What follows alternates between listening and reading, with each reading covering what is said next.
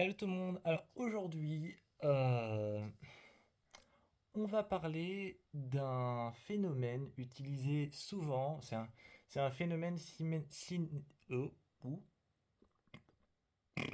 C'est un phénomène cinématographique qui est souvent utilisé dans les films d'horreur, principalement dans certains films d'horreur, généralement les films d'horreur psychologiques.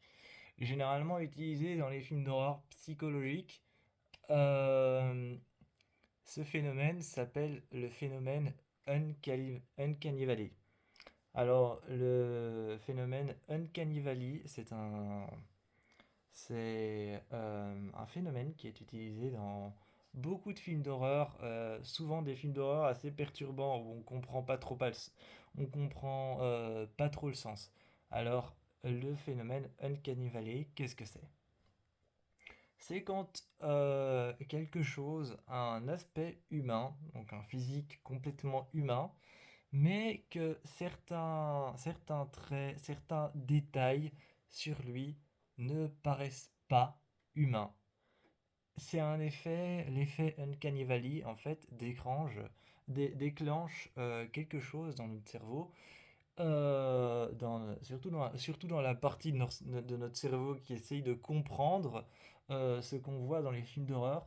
Eh bien, l'effet Uncanny Valley va déclencher en fait dans notre cerveau euh, cette partie qui, cette partie qui devine en disant ah, ça c'est un monstre, ah, ça c'est un tueur en série, ah, ça c'est une personne masquée. Bah, l'effet Uncanny Valley va perturber cette partie de notre cerveau qui essaye de comprendre les choses.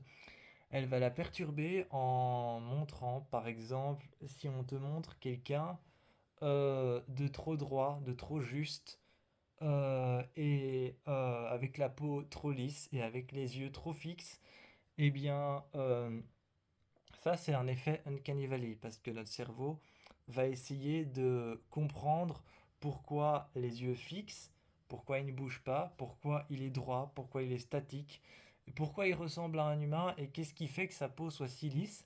Et ça va perturber notre cerveau parce qu'en fait, on va pas comprendre on va pas comprendre et pouvoir faire la différence entre un vrai être humain et entre une chose ou un objet. Et c'est vraiment ce que l'effet Uncanny Valley essaye de faire. C'est quelque chose qui est souvent utilisé dans certains films d'horreur, vous le verrez. Dans certains films d'horreur, par exemple, le genre de film d'horreur, ça m'étonnerait pas qu'il y ait un film d'horreur qui propose ça dans un genre de film d'horreur avec des poupées. Attention, je ne juge pas.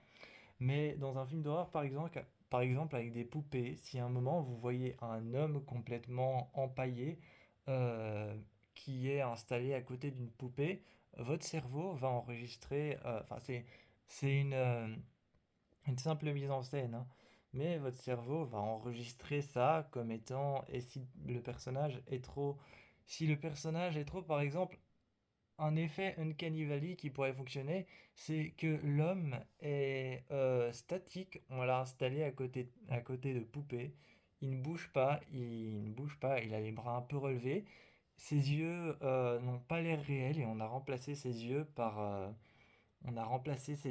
quelque chose, par des faux yeux par des faux yeux, juste des faux yeux.